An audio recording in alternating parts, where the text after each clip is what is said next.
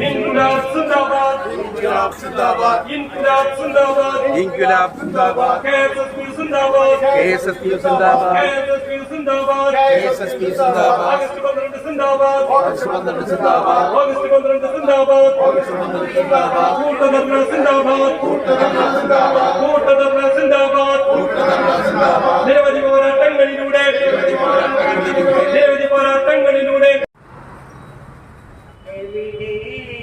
എവിടെയും ഒരുപോൽ വിളങ്ങും ഭുവനേശ. നേരത്തെ KSSPന്റെ ബ്ലോക്ക് സെക്രട്ടറി സൂചിപ്പിച്ച പോലെ കേരള സംസ്ഥാനത്ത് 215 ബ്ലോക്ക് കേന്ദ്രങ്ങളിലും ഇന്ന് KSSPന്റെ ആഭിമുഖ്യത്തിൽ ഇതുപോലുള്ള ധർണകൾ നടക്കുകയാണ്. പെൻഷൻകാരെ സംബന്ധിച്ചിടത്തോളം ഏറ്റവും പ്രധാനപ്പെട്ട മുദ്രാവാക്യം ഉയർത്തിക്കൊണ്ടാണ് ഈ ധർണ സംഘടിപ്പിച്ചിട്ടുള്ളത്. ഈ ധർണയിലെ പ്രധാനപ്പെട്ട മുദ്രാവാക്യം 12ാം സമരത്തിന് നേതൃത്വം നൽകുന്ന ഈ സമരത്തിൻ്റെ അധ്യക്ഷനായി നിയന്ത്രിതാവായി പ്രവർത്തിക്കുന്ന PS രഘുനാഥ്, നേരത്തെ ഇവിടെ സ്വാഗതം പറഞ്ഞ ടി രാമചന്ദ്രൻ, TJ ആന്റണി, ഇവിടെ ചേർന്നിട്ടുള്ള ബ്ലോക്കിൻ്റെയും ജില്ലയുടെയും ഭാരവാഹികൾ, പ്രിയപ്പെട്ട ജോർജ് മാഷ്, ഈ സമരത്തിൽ പെൻഷൻ പറ്റിയ സർക്കാർ ജീവനക്കാർ കേരള സ്റ്റേറ്റ് പെൻഷനേഴ്സ് യൂണിയന്റെ നേതൃത്വത്തിൽ ഉന്നയിക്കുന്ന ആവശ്യങ്ങൾ 12ാം പെൻഷൻ പരിഷ്കരണ നടപടികൾ ആരംഭിക്കണം എന്നുള്ളതാണ്. നമുക്കെല്ലാവർക്കും അറിയാം, അതുമായി ബന്ധപ്പെട്ടുകൊണ്ടുള്ള കമ്മീഷന്റെ രൂപീകരണവും അതിൻ്റെ പ്രവർത്തനവും അതിവേഗത്തിൽ തുടങ്ങണം എന്നത് തന്നെയാണ് ഗവൺമെന്റ് എന്ന രീതിയിൽ ശ്രമിക്കുന്നത്. അതിനുവേണ്ടിയുള്ള പരിശ്രമങ്ങളും നടത്തി വരുന്നുണ്ട്. ഒപ്പം തന്നെ ഒരു ജനകീയ ആവശ്യം എന്ന നിലയ്ക്ക് ഈ ആവശ്യം കൂടുതൽ മുന്നോട്ട് വയ്ക്കാനും ആവശ്യം നേടിയെടുക്കുന്നത് വരെ ഈ പോരാട്ടം തുടരാനും നമുക്ക് കഴിയേണ്ടതുണ്ട് എന്നാണ് സംബന്ധിച്ച് പറയാറ്. മറ്റൊന്ന്, സ്റ്റാറ്റ്യൂട്ടറി പെൻഷൻ പുനഃസ്ഥാപിക്കണം എന്നത്. നമുക്കെല്ലാവർക്കും അറിയാം, സ്റ്റാറ്റ്യൂട്ടറി പെൻഷൻ നഷ്ടപ്പെടാനിടയായ കാരണത്തെക്കുറിച്ച്. സ്റ്റാറ്റ്യൂട്ടറി പെൻഷൻ നഷ്ടപ്പെടുന്നത് ആഗോളവൽക്കരണ നയവുമായി ബന്ധപ്പെട്ട് രാജ്യങ്ങളുടെ നിലനിൽപ്പുമായി ബന്ധപ്പെട്ടുകൊണ്ട് ലോക ബാങ്ക് ഉൾപ്പെടെയുള്ള വിവിധ സാമ്പത്തിക സ്ഥാപനങ്ങളെ സമീപിക്കേണ്ടി വരിക. അങ്ങനെ വരുമ്പോൾ സ്വാഭാവികമായും അവര് മുന്നോട്ട് വയ്ക്കുന്ന നിബന്ധനകളുണ്ട്. ഇപ്പൊ തന്നെ നമുക്കറിയാലോ, അമേരിക്കൻ പ്രസിഡന്റ്, പുതിയ പ്രസിഡന്റ് ട്രംപ്, അദ്ദേഹം 50% നമുക്ക് ഇറക്കുമതി തീരുവ. 50%. നമ്മുടെ രാജ്യത്ത് നിന്നും അമേരിക്കയിലേക്ക് ഇറക്കുമതി ചെയ്യുന്ന ഉൽപ്പന്നങ്ങൾക്ക് എവിടെയും ഇല്ലാത്ത തീരുവ പ്രഖ്യാപിക്കുന്നതിന്റെ ഭാഗമായി സംഭവിക്കാൻ പോകുന്നത് എന്താണ് അങ്ങനെ തീരുമാനിക്കുന്നത് എന്ന് നമ്മൾ പരിശോധിച്ചാൽ അതിനൊക്കെ പുറകിൽ വലിയ സാമ്പത്തിക താല്പര്യങ്ങളുണ്ട്. ഡോളറിന്റെ നിലനിർത്താനും ഡോളറിന്റെ ഇപ്പോൾ ഉണ്ടായ തകർച്ചയെ പിടിച്ചു നിർത്താനൊക്കെ വേണ്ടി നടത്തുന്ന വ്യാപാര യുദ്ധം. ചൈന മാത്രമാണ് ഒരു പ്രതിരോധം ഉയർത്തിയത്. ഞാൻ അതിന്റെ വിശദാംശത്തിലേക്ക് പോകാൻ. അപ്പൊ 91-ന് ശേഷം നടപ്പാക്കിയ സാമ്രാജ്യത്വ ആഗോളവൽക്കരണം എന്നാണ് അതിനെ പറയുന്നത്. ഇപ്പൊ മാറി. സാമ്രാജ്യത്വ ആഗോളവൽക്കരണത്തിന്റെ രൂപവും ഭാവവും ഒക്കെ തന്നെ പുതിയ ലോകത്ത് വലിയ മാറ്റം വന്നിട്ടുണ്ട്. അപ്പൊ അതിന്റെ തുടർച്ചയാണ് യഥാർത്ഥത്തില് ഈ നിലവിൽ കിട്ടിക്കൊണ്ടിരിക്കുന്ന ആനുകൂല്യങ്ങൾ ഓരോന്നോരോന്നായി നഷ്ടപ്പെടുന്നത് എന്ന് നമ്മൾ മനസ്സിലാക്കണം. അപ്പൊ അത് നഷ്ടപ്പെടരുത് എന്ന പക്ഷത്താണ് യഥാർത്ഥത്തില് ഞാൻ ഉൾപ്പെടെയുള്ള ജനപ്രതിനിധികൾ നിൽക്കുന്നത്. അപ്പൊ നമ്മൾ പറയൂലോ, ഈ കുളം കുഴിയുമ്പോഴേ കുറ്റി പറയൂ എന്ന ഒരു പ്രശ്നമുണ്ട്. ഇപ്പൊ നമ്മൾ കുറ്റി പിടിച്ച് ആട്ടുകയാണ്, അപ്പൊ ചിലപ്പോ ഒടുങ്ങിയിരിക്കും. ഞാൻ കുളം കുഴിയുക എന്ന് പറയുന്നത് നയപരമായ കാര്യത്തില് ജീവനക്കാർക്ക്, തൊഴിലാളികൾക്ക്, മറ്റ് വിഭാഗങ്ങൾക്ക് അനുകൂലമായി ഉണ്ടായിരുന്ന പൊതു സാധ്യതകള് അതെല്ലാം തന്നെ ചൂഷണാധിഷ്ഠിതമാക്കുക, ലാഭമുണ്ടാക്കുക. ലാഭക്കൊതി മൂത്താൽ അവിടെ എന്തില്ല? ക്ഷേമ പദ്ധതികളില്ല, മറ്റ് സംരക്ഷണങ്ങളില്ല, പരിഗണനകളില്ല. അപ്പൊ പിന്നെ അവിടെ എന്തില്ല? മനുഷ്യത്വത്തിന്റെ കണിക പോലുമില്ല. ലാഭകരമല്ലാത്ത വിവാഹങ്ങൾ ഡൈവേഴ്സ് ചെയ്യാൻ പറയണതും, ലാഭകരമല്ലാത്ത അച്ഛനമ്മമാരെ വൃദ്ധസദനത്തിലാക്കണം എന്ന് പറയണതും, ലാഭകരമല്ലാത്ത കുട്ടിയെ ഭ്രൂണത്തിൽ കൊല്ലണം എന്ന് പറയണതൊക്കെ ആയ ഒരു മനോനിലയാണ് ലാഭക്കൊതിയൻ സാമ്പത്തിക നയത്തിനുള്ളത്. ആ നയത്തിന്റെ ഭാഗമാണ് നമുക്ക് പിടിച്ചെടുക്കാനുള്ള മേഖല എന്ന് പറയുന്നത് ഇത്തരം സംരക്ഷണ സംവിധാനങ്ങളാണ് എന്ന ചിന്ത. ഇത് സാമ്പത്തിക നയത്തിലേക്ക് കടന്നു വരുമ്പോൾ നമുക്ക് സബ്സിഡികൾ ഇല്ലാതാകും. നിങ്ങൾ തന്നെ അടച്ച് നിങ്ങൾ തന്നെ പെൻഷൻ മേടിച്ചോ എന്ന് പറയുന്നത് അതിന്റെ ഭാഗമാണ്. വേറൊരാശയം കൂടി രൂപപ്പെടുന്നു. ഇപ്പോ കേരളത്തെയൊക്കെ സംബന്ധിച്ചിടത്തോളം ആയുർദൈർഘ്യമൊക്കെ വർദ്ധിച്ചിരിക്കുകയാണ് അല്ലെ. ആയുർദൈർഘ്യമൊക്കെ വർദ്ധിക്കുമ്പോ ഇങ്ങനെ ജീവിതകാലം മുഴുവൻ പെൻഷൻ കൊടുക്കണോ? വളരെ സിമ്പിളായിട്ട് ചോദിക്കുക. വളരെ സിമ്പിളാണ്. കേൾക്കുമ്പോൾ നമുക്കും വളരെ ഇഷ്ടം തോന്നും. ഞങ്ങൾക്ക് കഴിഞ്ഞ ദിവസം ഒരു വാർത്ത വായിച്ചു. വാർത്തയിൽ പറയണത് എന്താ വെച്ചാ ഡൽഹി ഉൾപ്പെടെയുള്ള സ്വകാര്യവൽക്കരിക്കപ്പെട്ട ഇലക്ട്രിസിറ്റി രംഗത്ത് 50 പേര് ചെയ്യുന്ന ജോലി കേരളത്തിൽ 150 ആളാണ്. 50 പേരാണ് സ്വകാര്യവൽക്കരിക്കപ്പെട്ട ഇലക്ട്രിസിറ്റി ജോലി ചെയ്യണത്. കേരളത്തിലെ അത് 150 ആളാണ് ചെയ്യണത്. അപ്പൊ വായിക്കണത് നമ്മളാണ്. പൊതുബോധത്തിന്റെ അടിസ്ഥാനത്തിൽ നമ്മൾ വായിക്കുമ്പോ നമുക്ക് എന്താ തോന്നുക? എന്ത് 50 ആളുടെ പണി 100? വെറുതെ അല്ല അവിടെ കരഞ്ഞിട്ട് കാശ് കൂടണേ.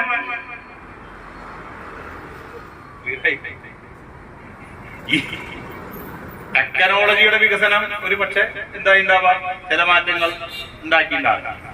പക്ഷേ ഈ ബാക്കി 100 ആള് നമ്മുടെ പെൻഷനേഴ്സ് യൂണിയനിലേക്ക് വരേണ്ടവരെ അത് നമുക്ക് തോന്നണ്ടേ? മനസ്സിലായില്ലേ? അങ്ങനെ പറയാം. അതല്ലെങ്കിൽ നമ്മുടെയൊക്കെ മക്കള്, നമ്മുടെ ഇളയപ്പന്റെ മക്കള്, വല്യപ്പന്റെ മക്കള്, അല്ലെങ്കിൽ നമ്മുടെ ചുറ്റുപാടുള്ള ആളുകളാണ്. അപ്പൊ ഒരു പൊതുമേഖലാ സ്ഥാപനം അങ്ങനെ ജോലി കൊടുക്കുക എന്ന് പറയുന്ന ഒരു ഉത്തരവാദിത്വം കൂടി നിർവഹിക്കുന്നുണ്ട് എന്ന പൊതുബോധം വേണ്ടേ? ആ ബോധം ഇന്ന് ഈ പ്രചരണത്തിന്റെ ഭാഗമായി നമ്മൾ മാറിക്കൊണ്ടിരിക്കുകയാണ്. അപ്പൊ നമ്മളെല്ലാവരും ഇപ്പൊ മിക്കവാറും യൂട്യൂബിലാണ്. നേരെ പോകാനുള്ള ഏറ്റവും വലിയ മാർഗം അതാണ്. ഞാൻ നോക്കുമ്പോ കുട്ടികളൊക്കെ ഇൻസ്റ്റയിലാണ്. നമ്മൾ കുറച്ച് എന്നാ പട്ടികയിൽ പെടുത്താറായിട്ടില്ല, എഴുതി കഴിഞ്ഞാവും. അപ്പൊ എല്ലാവരും ഇന്ന് സോഷ്യൽ മീഡിയയുടെ ഭാഗമായിട്ട് യൂട്യൂബിലാണ്. അപ്പൊ അത് ഉണ്ടാക്കുന്ന ചർച്ചയുടെ അഭിപ്രായത്തിന്റെ ഒരു പൊതുബോധത്തിൽ നിൽക്കുമ്പോ നമ്മൾ ജീവിച്ചു വന്ന ഒരു കാലഘട്ടത്തിന്റെ സാധ്യതകള് അത് നിലനിർത്താനാണ് കേരളത്തിലെ ഗവൺമെന്റ് നടത്തിക്കൊണ്ടിരിക്കുന്ന പ്രവർത്തനം. അതുകൊണ്ട് തന്നെ ഈ കാര്യത്തിലൊന്നും നെഗറ്റീവായ ഒരു അഭിപ്രായവും 80 വയസ്സായവർക്ക് നേരത്തെ പറഞ്ഞ നെഗറ്റീവായ അഭിപ്രായം എന്താ? എന്തിനാണ് ഈ ആയുർദൈർഘ്യമുള്ളവർക്ക് ഇങ്ങനെ പെൻഷൻ കൊടുക്കണമെന്ന് തീരുമാനിക്കുമ്പോ കേരളത്തിലെ ഇന്നത്തെ ഗവൺമെന്റ് ചെയ്തത് 1000 രൂപ അവർക്ക് ഒരു പ്രത്യേകമായി കൊടുക്കുകയാണ് ചെയ്തത്. ഇപ്പൊ ഇവിടെ രഘുചേട്ടൻ പറഞ്ഞത് അത് 70 ആക്കി ചുരുക്കണം എന്നാണ് നമ്മുടെ. സ്വാഭാവികമായും ഒരു സംഘടന അങ്ങനെയാണ് ആവശ്യപ്പെടുക. നമ്മുടെ ഒരു വർഗബോധത്തിന്റെ ഭാഗമാണ്, അല്ലെങ്കിൽ നമ്മുടെ ഒരു ആവശ്യമാണ്. അത് അങ്ങനെ തന്നെ ആവശ്യപ്പെടുക തന്നെ വേണമെന്നുള്ള അഭിപ്രായമാണ് എനിക്കുള്ളത്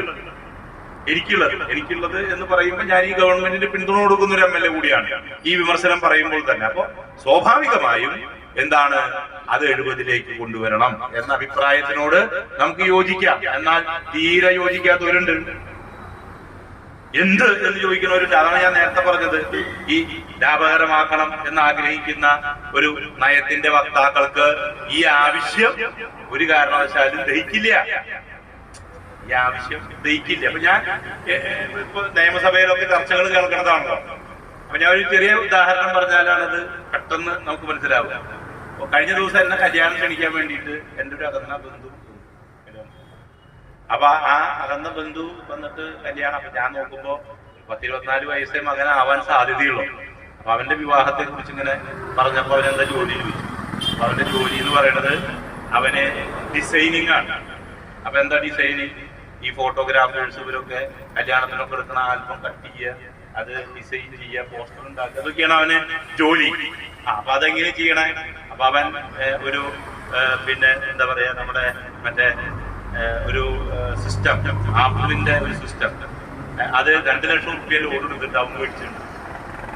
അപ്പൊ ഞാൻ ചോദിച്ചു അവന്റെ ഇന്റർനെറ്റ് എങ്ങനെയാണ്? ഇന്റർനെറ്റ് പഞ്ചായത്തിൽ നിന്ന് കിട്ടിയിട്ടുണ്ട്. ഇന്റർനെറ്റ് പഞ്ചായത്തിൽ നിന്ന് കിട്ടിയിട്ടുണ്ടെന്ന് അത്രേ അറിയുള്ളൂ. പഞ്ചായത്തിൽ നിന്ന് കിട്ടിയിട്ടുണ്ട്. അപ്പൊ അതെന്താണ്? ഇവിടുന്ന് മാഷ് പറഞ്ഞ ഫോൺ ഒന്നും ഈ പറയണ നമ്മുടെ ചേച്ചിക്ക് അറിയില്ല. പഞ്ചായത്തിൽ അവന് കണക്ഷൻ കിട്ടിയിട്ടുണ്ട്. അപ്പൊ എന്താ കാര്യം? അപ്പൊ ഈ വടക്കാഞ്ചേരി മണ്ഡലത്തിൽ അല്ലെങ്കിൽ കേരളത്തിലാകെ ഒരു മണ്ഡലത്തിൽ 100 BPL-കാർക്ക് സൗജന്യമായിട്ട് ഇന്റർനെറ്റ് കണക്ഷൻ കൊടുത്തിട്ടുണ്ട്. ഫോൺ പദ്ധതിയുടെ ഭാഗമായിട്ട് ഒപ്റ്റിക്കൽ ഫൈബർ കേബിൾ ഇട്ട് ഇലക്ട്രിക് പോസ്റ്റിന്റെ മുകളിൽ കൂടെ ഉൾപ്പെടെ വലിച്ച് എല്ലാ സർക്കാർ ഓഫീസുകളിലും എല്ലാ സ്കൂളുകളിലേക്കും ഈ പദ്ധതി കേരളത്തില് കിഫ്ബിയുടെ ഭാഗമായിട്ട് നടപ്പാക്കിക്കൊണ്ടിരിക്കുക. അപ്പൊ എനിക്ക് വീണ്ടും ഈ കഥ അവസാനിക്കണ്ടേ? കഥ സംഭവമാണ്. ഒരു 3 മാസം മുമ്പ് ഉണ്ടായതാണ്. അപ്പൊ ഞാൻ ചോദിച്ചു, എന്റെ ഈ ജോലി കൊണ്ട് പ്രത്യേകിച്ച് അറേഞ്ച്ഡ് മാരേജിൽ ഒരു കുട്ടി സമ്മതിക്കണ്ടേ, പെൺകുട്ടി? ഞാൻ ചോദിച്ചാൽ അല്ല, കുട്ടിക്ക് യൂട്യൂബിൽ ക്ലാസ് എടുക്കലാണ് പണി. കുട്ടിക്ക് യൂട്യൂബിൽ ക്ലാസ് എടുക്കലാണ് പണിയുന്നത്. അപ്പൊ എന്താ സംഗതി വെച്ചാൽ അവരൊരു ട്യൂട്ടറാണ്. ട്യൂട്ടോറിയൽ സംവിധാനത്തിന്റെ അകത്ത് കുറച്ച് ശമ്പളമൊക്കെ ഉണ്ട്. അപ്പൊ ഞാൻ ചോദിച്ചു, കുട്ടിക്ക് അത് ഇന്റർനെറ്റിന്റെ കാശ് അതിന് കട്ടിക്കുന്നു പറഞ്ഞു ശമ്പളത്തിന്. അപ്പൊ ഈ കുട്ടി കല്യാണം കഴിച്ചിട്ട് പഠിക്കാൻ വരുന്നേ എവിടേക്ക്? BPL എന്ന നിലയ്ക്ക് ഈ വീട്ടില് അൺലിമിറ്റഡ് എന്താണ് ഡാറ്റ, ഹൈ സ്പീഡ്. അപ്പൊ 2 പേര് കൂടി ജോലി ചെയ്താൽ ജീവിച്ചു പോവാലോ. അപ്പൊ ഇത് സംബന്ധിച്ച് നിയമസഭയിൽ ഒരു ചർച്ച പ്രതിപക്ഷത്ത് നിന്ന്. എന്ത് കാര്യം? ഇവിടെ കണ്ട കമ്പനിയൊക്കെ ഉണ്ടല്ലോ, ഇക്കണ്ട കമ്പനി ഇങ്ങനെയൊക്കെ കാര്യങ്ങൾ സൗകര്യപൂർവ്വം നിർവഹിക്കുമ്പോ, കമ്പനിയുടെ പേര് ഞാൻ പറയണ്ടല്ലോ, ജിയോ ഉണ്ട്, എയർടെൽ ഉണ്ട്, ഇവരൊക്കെ ഇങ്ങനെ നിർവഹിക്കുമ്പോ എന്തിനാണ് 7500 കോടി രൂപ ചെലവഴിച്ചിട്ട് ഇങ്ങനൊന്ന് ചെയ്യണേ എന്ന് ചോദിച്ചാൽ ഞെട്ടിപ്പോകും നമ്മള്. പിറ്റേ ദിവസം വാർത്ത, എന്താ വാർത്ത? ഇത് എല്ലാവർക്കും കിട്ടിയിട്ടില്ല, ഇത് പറ്റിക്കലാണ്. അപ്പൊ ഞാൻ അങ്ങനെ നോക്കുമ്പോ പതുക്കെ കിട്ടി വരുന്നുണ്ട്. സബ്സിഡി ആയിട്ട് കൊടുക്കാനും സൗജന്യമായിട്ട് കൊടുക്കാനും ഇന്റർനെറ്റ് മനുഷ്യന്റെ അവകാശമായി, കേരളത്തിലെ പൗരന്റെ അവകാശമായി പ്രഖ്യാപിച്ചിരിക്കുന്നു. പടിപടിയായിട്ട് വരുന്നു. അപ്പൊ എന്തുകൊണ്ട് എന്ന് ചോദിക്കുമ്പോ എനിക്കൊറ്റ ചോദ്യമാണല്ലോ. ഈ ഇരിക്കുന്നതിന് മണ്ണെണ്ണ വിളക്കില് SSLC പരീക്ഷ എഴുതി എത്ര പേരുണ്ട്? മണ്ണെണ്ണ വിളക്കില് അല്ലേ? ഇലക്ട്രിസിറ്റി അന്ന് നമ്മുടെ വീടിന്റെ ഭാഗത്തൊന്നും ഉണ്ടായിരുന്നല്ലോ. ഇലക്ട്രിസിറ്റി കണ്ടുപിടിക്കാത്ത കാലത്തൊന്നല്ല നമ്മൾ ജീവിച്ചേ, ആണോ? അല്ല, ഇലക്ട്രിസിറ്റി കണ്ടുപിടിച്ച കാലത്ത് ജീവിച്ചിരുന്ന എനിക്കും നിങ്ങൾക്കും മണ്ണെണ്ണ വിളക്കില് പരീക്ഷ എഴുതേണ്ടി വന്നത് അത് വികസിച്ചു വരുന്നതേ ഉള്ളൂ, അല്ലേ? ആണോ? അത് സബ്സിഡി നിരക്കിലും സൗജന്യ നിരക്കിലും രൂപപ്പെടാൻ ആവശ്യമായ അന്തരീക്ഷം പടിപടിയായി വന്നത്. ഇന്ന് ഇന്റർനെറ്റിന്റെ കാലാണ്. ഗവൺമെന്റ് ഒരു സംരംഭം ആരംഭിക്കുന്നു, അതിനൊരു ഉദ്ദേശമുണ്ട്. ഈ കോർപ്പറേറ്റ് കൊള്ള അതിനകത്ത് വരാതിരിക്കാനും ഈ പറഞ്ഞ പാവപ്പെട്ടവൻ ഉൾപ്പെടെ ഇന്നത്തെ പുതിയ കാലഘട്ടത്തിലെ ജോലി വീട്ടിലിരുന്ന് ചെയ്യാൻ സൗകര്യമുണ്ടാക്കി കൊടുക്കുകയും ചെയ്യുന്ന ബൃഹത്തായ ഒരു പദ്ധതിയാണ്. അതിന് ബീജാഭാവം എന്താ പറയാ, അതിന് ഒരു ചെറിയ നീക്കിയിരിപ്പാണ്. അപ്പൊ 7500 കോടി രൂപ മുടക്കി നമുക്കത് വികസിപ്പിച്ചെടുക്കണ്ടേ? ഇലക്ട്രിസിറ്റി സ്വകാര്യവൽക്കരിക്കുന്ന നാട്ടില് ഇനി ഇന്റർനെറ്റ് ഒരു സംസ്ഥാന ഗവൺമെന്റ് മുന്നോട്ട് കൊണ്ടുപോകുന്നത് ആ ഗവൺമെന്റിന്റെ അതേ മനോനിലയല്ലാന്നുണ്ടെങ്കിൽ നാളെന്താവും? ക്ലിയർ ആയില്ലേ? ക്ലിയറായി. ഞാനിതെന്താ വെച്ചാൽ നമ്മള് ഒരു നിലപാട് മനസ്സിലാക്കാൻ വേണ്ടി, അതുകൊണ്ടാണ് ഞാൻ പറഞ്ഞത് ഈ ആവശ്യങ്ങളോടൊന്നും നെഗറ്റീവായി പ്രതികരിക്കാതിരിക്കുന്നതിന്റെ കാരണം ഈ പോസിറ്റീവായ അംശം ഈ പൊതുമേഖലയെ നിലനിർത്തുക, ഈ പറഞ്ഞ പെൻഷൻ നിലനിർത്തുക, അത് പിന്നെ സർക്കാർ തന്നെ കൊടുക്കുക, അത് കർഷക തൊഴിലാളിക്ക് ഏറ്റവും ഉയർന്നത് കൊടുക്കുക, ഈ കാഴ്ചപ്പാട് മുന്നോട്ട് വെച്ചുകൊണ്ട് പോകുന്നു എന്നുള്ളതാണ്. അപ്പൊ അതിനകത്ത് നിന്നുകൊണ്ട് ഇപ്പൊ കൊറോണ രാജ്യം മുഴുവൻ കീഴടക്കിയപ്പോഴാണല്ലോ 5 വർഷത്തെ ആ കാലഘട്ടത്തിനകത്ത് തന്നെ കൊറോണയ്ക്കിടയിൽ വെച്ച് ഈ ശമ്പള പരിഷ്കരണം നടപ്പാക്കിയതും അതിന്റെ 4 ഗഡു കുറച്ചൊക്കെ അങ്ങോട്ടും ഇങ്ങോട്ടൊക്കെ മാറിയെങ്കിലും അത് തന്നു തീർക്കാൻ വേണ്ടിയുള്ള പരിശ്രമം നടത്തിയതും ആണല്ലോ. ആ പരിശ്രമം നടത്തുമ്പോൾ തന്നെ നമ്മൾ മനസ്സിലാക്കേണ്ട ഒരു കാര്യമുണ്ട്. ഇന്ന് എന്റെ വീട്ടിലെ ഇന്ന് കാലത്ത് 3 സെറ്റ് ആളുകൾ വന്നത് ഒന്ന് പിന്നെ നമ്മുടെ അധ്യാപകരുടെ ഒരു ലിസ്റ്റ് ക്യാൻസൽ ആവുകയാണ്. അപ്പൊ ചില സ്കൂളുകളിൽ ഇൻഫ്രാസ്ട്രക്ചറിന്റെ പ്രശ്നമുള്ളത് കൊണ്ട് അവർക്ക് അവരുടെ പിന്നെ പോസ്റ്റ് അനുവദിച്ചിട്ടില്ല. അപ്പൊ ഇൻഫ്രാസ്ട്രക്ചർ എന്ന് പറഞ്ഞു കഴിഞ്ഞാൽ ഒരു ഇഞ്ചിന്റെ കർഷകരുടെ ഉയരക്കുറവ്, കെട്ടിടത്തിന്റെ ഉയരക്കുറവൊക്കെയാണ്. ഇന്ന് കാലത്ത് വീട്ടിൽ വന്ന കാര്യമാണ്. വേറൊരു കേസ് പറഞ്ഞു, ഈ ഫിസിയോതെറാപ്പി മറ്റേ തെറാപ്പിസ്റ്റ് അത് പിന്നെ നമ്മുടെ റിപ്പോർട്ട് ചെയ്യാത്തത് കൊണ്ട് ഒഴിവുണ്ട്. ഇങ്ങനെ അപ്പൊ അവര് പറയണത് എന്താ വെച്ചാൽ നമ്മുടെ പഞ്ചായത്തുകളില് ആർദ്രം പദ്ധതിയുടെ ഭാഗമായിട്ട് കുറെ പിന്നെ എന്തുണ്ട് മറ്റേ ലാബുകള് കുടുംബാരോഗ്യ കേന്ദ്രങ്ങളിലൊക്കെ ഉണ്ട്. അപ്പൊ അവിടെയൊക്കെ ഡെയിലി വേജസിന് പഞ്ചായത്ത് വെച്ചിട്ടുണ്ട്, അല്ലെങ്കിൽ NHM ഉണ്ട്. ഇതൊക്കെ ഒരേ തസ്തികയാക്കിയ ഞങ്ങൾക്കൊക്കെ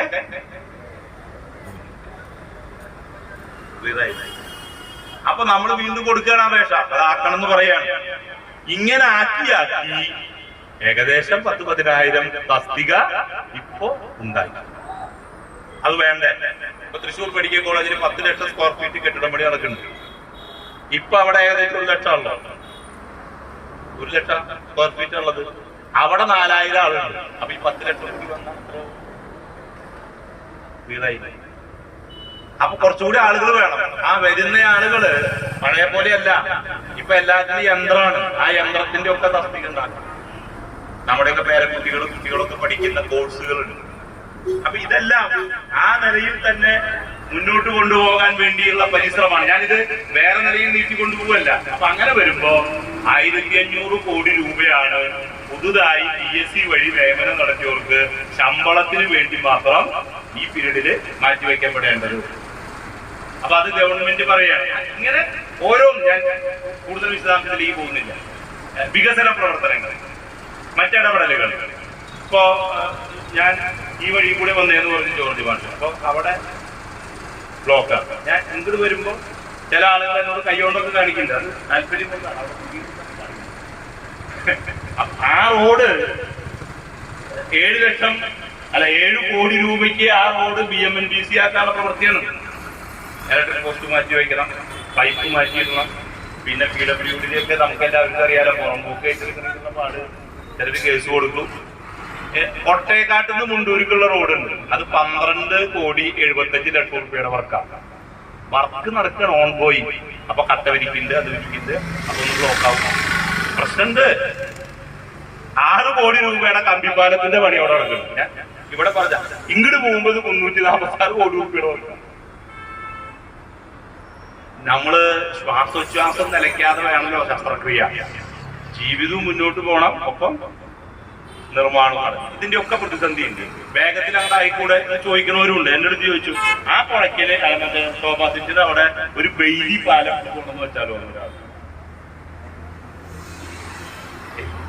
അപ്പൊ പ്രശ്നം തീരൂലോ. അപ്പൊ ഇങ്ങനെ പല അഭിപ്രായങ്ങളുണ്ട്. എന്നാൽ ഇതെല്ലാം നിൽക്കുന്നു. നമ്മുടെ പെൻഷനും മുടങ്ങിയിട്ടില്ല. എന്നാൽ നമുക്ക് ഈ ആവശ്യങ്ങളൊക്കെ ഉണ്ട്. ഇതുമായി ബന്ധപ്പെട്ടുകൊണ്ട് നമുക്ക് ലഭിച്ചുകൊണ്ടിരിക്കുന്ന, ഞാൻ ഈ ആവശ്യം ഉന്നയിക്കാം അല്ലെങ്കിൽ ഉന്നയിച്ചുകൊണ്ടിരിക്കുന്ന ഒരാളെന്ന രീതിയിൽ, സംഘടനാ പ്രവർത്തനത്തിന്റെ ട്രേഡ് യൂണിയൻ പ്രവർത്തനത്തിന്റെ ഒക്കെ ഭാഗമായി ഉന്നയിക്കുന്ന ഒരാളെന്ന രീതിയിൽ ഈ സമരത്തിന്റെ മുദ്രാവാക്യങ്ങളോട് ഐക്യദാർഢ്യം പ്രകടിപ്പിച്ചുകൊണ്ട് പറയട്ടെ, ഇത്തരം കാര്യങ്ങളെല്ലാം നിർവഹിക്കാൻ നേരത്തെ നമുക്ക് ലഭിച്ചുകൊണ്ടിരുന്ന ഇതിൽ മിക്കവാറും ആളുകൾ ഇൻകം ടാക്സ് കൊടുത്തവരാവൂലോ അല്ലേ? പെൻഷൻ ഇൻകം ടാക്സ് കൊടുക്കുന്നുണ്ട്. അപ്പൊ ഇൻകം ടാക്സുകാരായ നമ്മുടെ ഇൻകം ടാക്സിന്റെ നയാ പൈസ ആർക്കില്ല? ആർക്കില്ല? സ്റ്റേറ്റ് ഗവൺമെന്റിന് ഇല്ല എന്നുള്ളത് ഉറപ്പല്ലേ? ആണല്ലോ. ആ പിന്നെ ഇപ്പൊ എന്താ നടക്കുന്നത്? എന്താണ് GST? നേരത്തെ വാറ്റ് വരുമാനം ആ അളവിലുണ്ടോ? നമ്മൾ നാട്ടുപുറത്ത് പറയും വാഴ നനയുമ്പോ ചീര നനയാന്ന് പറഞ്ഞ പോലെ കുറച്ച് കാശാണ് കിട്ടുക അല്ലെ? നമ്മളാണെങ്കിലോ നല്ല ഒരു ടൈല് മേടിക്കണം എന്നുണ്ടെങ്കിൽ, നല്ല ഒരു മോട്ടോർ മേടിക്കണം എന്നുണ്ടെങ്കിൽ തമിഴ്നാട്ടിലേക്ക് പോകും, കോയമ്പത്തൂർക്ക്, അതല്ലെങ്കിൽ ബാംഗ്ലൂർക്ക് പോകും. തിരിച്ചു വരുമ്പോ നമ്മുടെ ചെക്ക് പോസ്റ്റിൽ ഉണ്ടായിരുന്ന പഴയ പിരിവും. അപ്പോ ഇതിന്റെ ഭാഗമായൊക്കെ ഉണ്ടാകുന്ന നഷ്ടം നികത്താൻ വേണ്ടി ലഭിച്ചുകൊണ്ടിരുന്നിരുന്ന തുകയാണ് GSTയുടെ നഷ്ടപരിഹാരം. അത് നിർത്തി. കേരളം മാത്രമല്ല, ഇന്ത്യയിലെ എല്ലാ സംസ്ഥാനവും ആ നഷ്ടപരിഹാരം തുടരണം എന്ന് പറയുന്നത്. കോവിഡും പ്രളയവും ഇതൊക്കെയായി ബന്ധപ്പെട്ടുണ്ടായ അധിക ചെലവുണ്ട്. അതിന്റെയൊക്കെ ഭാഗമായ ഈ പ്രവർത്തനങ്ങൾ മുന്നോട്ട് കൊണ്ടുപോകാൻ നേരത്തെ പറഞ്ഞ നമ്മുടെ രാജ്യത്തിന്റെ ഭരണഘടനാനുസൃതമായ സാമ്പത്തിക ക്രമീകരണത്തില് കേന്ദ്രത്തിൽ നിക്ഷിപ്തമായ നികുതി ഘടനയുടെ സ്വഭാവത്തിൽ നിന്നും നമുക്ക് എങ്ങനെ ലഭിക്കണം? ജനസംഖ്യാനുപാതികമായി ലഭിക്കണം. ആ ജനസംഖ്യാനുപാതികമായി ലഭിച്ചുകൊണ്ടിരുന്നിരുന്നതാണ് ഇപ്പൊ കട്ട് ചെയ്യപ്പെട്ടിട്ടുള്ളത്. പെട്ടെന്ന് മനസ്സിലാവാൻ ഞാൻ പറയാം. 2015-14 കാലം വരെ നമുക്ക് 2 രൂപ 92 പൈസ കിട്ടിയിരുന്നു ആളോഹരി. ഒരു 100 രൂപ ചെലവാക്കുമ്പോഴേ അങ്ങനെയല്ലേ പറയാം, 2 രൂപ 92 പൈസ കിട്ടിയിരുന്നു 100 രൂപ ചെലവാക്കും. ഇപ്പൊ അത് 1 രൂപ 92 പൈസയാണ്. 2 ഞാൻ കൂട്ടി പറഞ്ഞു എന്ന് പറയും, 1.90 ഇരിക്കട്ടെ. ഈ മാറ്റം വന്നു. ഈ മാറ്റം വരുന്നതിനും കാരണങ്ങളുണ്ട്. നമ്മുടെ ജനസംഖ്യാനുപാതികത്തിലെ നേരത്തെ 71 ജനസംഖ്യ കണക്കനുസരിച്ചിട്ടാണ് ഇത് ഡിവൈഡ് ചെയ്തിരുന്നത്. ധനകാര്യ കമ്മീഷൻ ഫണ്ട്. അപ്പൊ അന്ന് നമ്മള് 3.5 കോടിയാണ്. ഇപ്പൊ 2011 2011 നമ്മള് 3.5 കോടിയാണ്. നടുമ്പോഴും പറിക്കുമ്പോഴും ഒറ്റ. അപ്പൊ എന്താണ്ടായത്? നമുക്ക് പ്ലാൻ ചെയ്യാനുള്ള കഴിവായി. പ്ലാൻ ചെയ്യാനുള്ള കഴിവുള്ളവര് 1ാം തലമുറ വികസനം പൂർത്തിയാക്കിയവരാണ്. നമ്പർ 1 അല്ല. പിന്നെ ഇതിന്റെ ആവശ്യം ഞാൻ അങ്ങനെ ചോദിച്ചു എന്നുള്ള അർത്ഥത്തിലല്ല. അപ്പൊ ഇതിനൊക്കെ കണക്കുകളും കാര്യങ്ങളും ഉണ്ട്. അപ്പൊ അതുകൊണ്ട് എന്താ, ജനസംഖ്യാനുപാതികമായി ഒരുപാട് ജനസംഖ്യയുള്ളടത്തേക്ക് കാശ് കിട്ടിയ ചെലവാക്കാൻ പറ്റണ്ടേ? ഇവിടെ ഒരു പഞ്ചായത്തിൽ 5 ആശുപത്രി ഉണ്ട്, ഒരു കുടുംബാരോഗ്യ കേന്ദ്രം ഉണ്ട്, ഒരു ആയുർവേദ ആശുപത്രി ഉണ്ട്, ആശുപത്രിയല്ല ആയുർവേദ ഡിസ്പെൻസറി ഉണ്ട്, പിന്നെ ഒരു ഹോമിയോ ഉണ്ട്. പിന്നെ ഈ കുടുംബാരോഗ്യ കേന്ദ്രത്തിന്റെ സബ് സെന്റർ ചില പഞ്ചായത്തിൽ 3 ഉണ്ടാവും, ചില പഞ്ചായത്തിൽ 2 ഉണ്ടാവും. ഇതാണ് ഇവിടത്തെ ശൃംഖലയുമായി ബന്ധപ്പെട്ട ചെലവ്. ഇപ്പൊ ഞങ്ങൾ ഇവിടെ ഇരിക്കുന്ന എന്റെ തൊട്ടപ്പുറത്ത് പഴമുക്ക് സ്കൂളിൽ, ആ പഴമുക്ക് സ്കൂളിൽ 100 കുട്ടികള് തികയില്ല. അവിടെ 1 കോടി രൂപയുടെ കെട്ടിടം പണി നടക്കണം. പോകുമ്പോ ഒന്ന് നോക്കിയാൽ മതി, കമ്പിയൊക്കെ പോയി അവിടെ ഉണ്ടാവും. 1 കോടി രൂപയുടെ കെട്ടിടം പണി. ഇന്ത്യയിലെ ഒരു സംസ്ഥാനത്ത്, ഞാൻ സംസ്ഥാനത്തിന്റെ പേരൊന്നും പറയുന്നില്ല, 50 കുട്ടികളിൽ താഴെയുള്ള 5000 വിദ്യാലയം അടച്ചുപൂട്ടി. അൺഎക്കണോമിക് എന്ന് പ്രഖ്യാപിച്ച് നമ്മുടെയും എന്തായി, ഇതിലിരിക്കുന്നവർ അധ്യാപക ബാങ്കിലേക്ക് പോയവരൊക്കെ ഉണ്ടാവുമല്ലോ. ഞാൻ വേറെ ഒന്നും പറയാനേ, ഇന്ന് അതില്ല.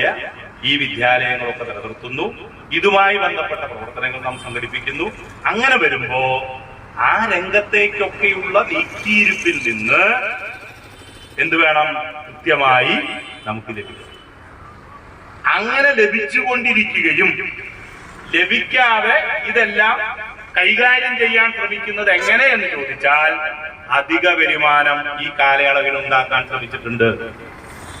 ആ അധിക വരുമാനത്തിന്റെ കണക്ക് വെച്ച് പരിശോധിക്കുമ്പോഴാണ് കേരളം കഥ കെണിയിലൊന്നല്ല, കേരളത്തിന് സാമ്പത്തിക ഉപരോധം നിലനിൽക്കുന്നു എന്നതുകൊണ്ട് കേരളം സ്വന്തം കാര്യം കുറേശ്ശെ ചെയ്യാൻ ശ്രമിക്കുന്നത് കൊണ്ടാണ് ഈ കാര്യങ്ങളൊന്നും നിർത്താതെ കൊണ്ടുപോകാൻ. തീർച്ചയായിട്ടും പെൻഷൻകാരുടെ, ജീവനക്കാരുടെ ഇത്തരം പ്രശ്നങ്ങൾ അത് പരിഹരിക്കാൻ വേണ്ടിയുള്ള നിരന്തരമായ ഇടപെടൽ. സംഘടനാ നേതൃത്വത്തിലുള്ളവര് നിരന്തരമായി നിവേദനങ്ങളായിട്ട് വരും. നിയമസഭയ്ക്കകത്ത് ഇത് ഗൗരവപ്പെട്ട ചർച്ചയ്ക്ക് വിധേയാക്കുന്നുണ്ട്. അതിന്റെ കൂടി ഭാഗമാണല്ലോ മെഡിസപ്പിന്റെ പുതുക്കുന്ന സമയത്ത്. പിന്നെ അതില് ഇപ്പോ അനുഭവത്തിന്റെ അടിസ്ഥാനത്തിൽ വരുത്തേണ്ട മാറ്റങ്ങളെ സംബന്ധിച്ച് നമ്മൾ ആലോചിക്കുന്നത്, ഇതുമായി ബന്ധപ്പെട്ട പ്രവർത്തനങ്ങൾ നമ്മൾ മുന്നോട്ട് കൊണ്ടുപോകാൻ വേണ്ടി ശ്രമിക്കുന്നു. അപ്പൊ ഞാൻ രണ്ടാമത്തെ പിന്നെ മുദ്രാവാക്യത്തിൽ നിന്നാണ് ഞാൻ കുറച്ച് കാര്യങ്ങൾ പറയാൻ വേണ്ടി ശ്രമിച്ചത്. പിന്നെ 11ാം പെൻഷൻ പരിഷ്കരണം, DR കുടിശ്ശിക, തുടർന്ന് അനുവദിച്ച DRകളുടെ കുടിശ്ശിക വിതരണം ചെയ്യുക, അതുപോലെ തന്നെ 18% DR അനുവദിക്കുക, മെഡിസിപ്പ് പദ്ധതി അപാകതകൾ നമ്മുടെ ആവശ്യത്തിന്റെ ഒരു ഘട്ടത്തിലേക്ക് കടന്നിട്ടുണ്ട്. 1 മാസത്തെ പെൻഷന് തുല്യമായ തുക ഉത്സവബത്തയായി അനുവദിക്കുക, മെഡിക്കൽ അലവൻസ് വർദ്ധിപ്പിക്കുക. അപ്പൊ നമ്മൾ പൊരുതി നേടിയതാണിതെല്ലാം. പൊരുതി നേടിയ നേട്ടങ്ങൾ വ്യത്യസ്തങ്ങളായ സാമ്പത്തിക നയങ്ങൾ രൂപപ്പെടുമ്പോൾ, ഞാൻ ചില സമരങ്ങളിലും ചില സംഗതികളിലും പറയുന്നതാണ്, TK നമ്പീശൻ എന്റെ അടുത്ത് പറഞ്ഞൊരു കഥയുണ്ട്. കഥയല്ല, സംഭവമാണ്. അദ്ദേഹം ഹെഡ്മാഷായിരിക്കുമ്പോൾ അദ്ദേഹം നിലമ്പൂരില് ഒരു വിദ്യാലയത്തില് 60കളിൽ സമരത്തിൽ പങ്കെടുത്തു. ഇടയ്ക്കിടയ്ക്ക് പറഞ്ഞ് കേട്ടിട്ടില്ലേ? കേൾക്കാത്തവർക്ക് വേണ്ടിയും സ്വയം നമ്മളൊന്ന് ആലോചിക്കാൻ വേണ്ടിയും ഞാൻ പറയാം, എനിക്കൊന്ന് ബോധ്യപ്പെടാൻ. അപ്പൊ അന്ന് അദ്ദേഹം സമരം ചെയ്തു. 2 ആവശ്യമായിരുന്നു നമുക്ക്. ഒന്ന് എന്താണ്, ബോണസ് വേണം. പിന്നെ ഒന്ന് എന്താണ്, വനിതാ ജീവനക്കാർക്ക് പ്രസവാനുകൂല്യം. ജയിലിലേക്ക് കിടന്ന് ജോലി പോയി. അത് ജോലി പോയി, പിന്നെ ജോലി തിരിച്ചു കിട്ടി. ഇപ്പൊ 6 മാസം. അത് ഏത് ഗവൺമെന്റ് വന്നാലും ജയിലിൽ ചോദിച്ചാൽ നാളെ അത് തട്ടിയില്ല എന്നാലും ക്ലിയർ ആയില്ലേ? അപ്പൊ നമ്മൾ പൊരുതി നേടിയതാണ് പെൻഷൻ, അത് പങ്കാളിത്തമാക്കി അങ്ങനെ പോവുകയാണ്. പൊരുതി നേടിയ ഒന്നും നഷ്ടപ്പെടുത്തില്ലെന്നും, പൊരുതി നേടിയത് ഞങ്ങളുടെ അടുത്ത ജനറേഷനെ, തലമുറയ്ക്ക് കൈമാറും എന്ന് പ്രഖ്യാപിച്ചുകൊണ്ട് നടക്കുന്ന എല്ലാ സമരങ്ങളെയും ആ നിലയില് നമുക്ക് പിന്തുണയ്ക്കേണ്ടതായിട്ടുണ്ട്. തീർച്ചയായും അത് നിലനിർത്താൻ വേണ്ടി ഈ വാർദ്ധക്യ, അല്ലെങ്കിൽ വാർദ്ധക്യം എന്ന് പറയാൻ പറ്റില്ല, പെൻഷൻ പീരീഡിലും ആ പോരാട്ടത്തിന്റെ മനസ്സുമായി വന്ന എല്ലാ KSSPUവിന്റെ പ്രവർത്തകരെയും അഭിവാദ്യം ചെയ്തുകൊണ്ട് ഈ മാർച്ചും ധർണയും ഉദ്ഘാടനം ചെയ്തതായി അറിയിച്ച് ഞാൻ എന്റെ വാക്കുകൾ അവസാനിപ്പിക്കുന്നു. അഭിവാദ്യം.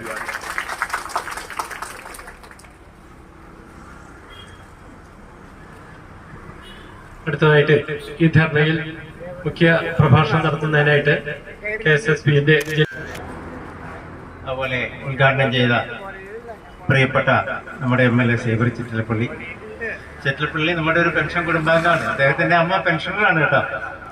അർഹമായ ആവശ്യങ്ങള് എത്രയും പെട്ടെന്ന് തന്നെ അത് സാധ്യമാക്കി കൊടുക്കുക എന്നുള്ളത് ഗവൺമെന്റ്, നല്ലൊരു ഗവൺമെന്റിന്റെ മുഖമുദ്രയാണ്. അതിനെതിരെ മുഖം തിരിഞ്ഞു നിൽക്കുന്നതാണ് നമ്മൾക്ക് വീണ്ടും ഈ ധർണയും പ്രകടനവും നടത്തേണ്ടി വരുന്നത്. എത്ര മാർഗങ്ങൾ സ്വീകരിച്ചിട്ടും കേട്ട ഭാവം പോലും അവർക്ക് നയിക്കാൻ ആവുന്നില്ല. തരും എന്ന് എപ്പോഴെങ്കിലും എവിടെയെങ്കിലും വിളിച്ചു പറഞ്ഞതുകൊണ്ട് മാത്രം നമുക്കത് വിശ്വസിച്ച് ഇതിന് മുന്നേ നമ്മളെ നല്ലൊരു അവബോധം വരുത്തുന്ന ക്ലാസ് രൂപത്തിൽ എടുത്ത് നമ്മളെ ബോധവൽക്കരിച്ച ജോർജ് മാഷ്, അതുപോലെ അവരുടെ മനസ്സിലും നമ്മളെ കുറിച്ചുള്ള ചിന്താഗതികൾ ഉണ്ടായിരുന്നു. അതുകൊണ്ടാണ് നമുക്ക് ഇവയെല്ലാം ഭാരവാഹികളെ, യൂണിറ്റുകളിലെ ഭാരവാഹികളെ, പെൻഷൻ സുഹൃത്തുക്കളെ, ഞാൻ വലിയ കൂടുതലായിട്ടൊന്നും സംസാരിക്കുന്നില്ല. ആഗോളതലത്തിലോ നമ്മളെ അഖിലേന്ത്യാ തലത്തിലുള്ള കാര്യങ്ങളൊന്നും സംസാരിക്കുന്നില്ല. കാരണം അതെല്ലാം ഇതിനു മുമ്പ് നടന്ന പ്രാസംഗികര് സംസാരിച്ചു കഴിഞ്ഞു, MLA ഉൾപ്പെടെ. നമ്മളിപ്പോ കൂടിയിരിക്കുന്നത് പെൻഷൻകാർക്ക് ലഭിക്കാനുള്ള ആനുകൂല്യങ്ങൾ ലഭിക്കാൻ വേണ്ടിയുള്ള ഒരു പ്രക്ഷോഭമാണ്. ഇന്നത്തെ ധർണ ഉദ്ഘാടനം ചെയ്ത ബഹുമാനപ്പെട്ട MLA സേവ്യർ ചിറ്റലപ്പള്ളി, ഈ യോഗത്തിന്റെ അധ്യക്ഷൻ പ്രിയപ്പെട്ട സുഹൃത്ത് രഘുനാഥ് സംസാരിക്കുന്നില്ല. അവിടെ ഒരു നോർത്ത് യൂണിറ്റിന്റെ എല്ലാവിധ മാഷും അതിന് കൂടെ എനിക്ക് മുന്നേ